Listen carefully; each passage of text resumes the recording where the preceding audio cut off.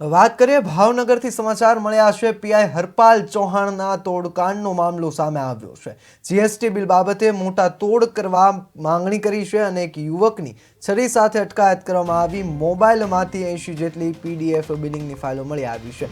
ભાવનગર એ division પોલીસના in charge વિવાદાસ્પદ PI Harpal ચૌહાણના તોડકાંડનો મામલો સામે આવ્યો છે।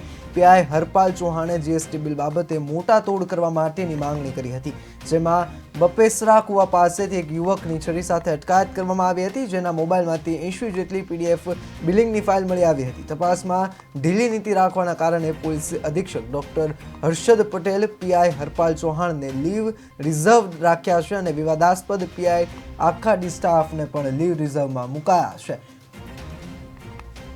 પીઆઈ હરપાલ ચૌહાણ મધ્ય ગુજરાત ખેડા હતા, ત્યાંથી બદલી થઈને ભાવનગર આવ્યા હતા।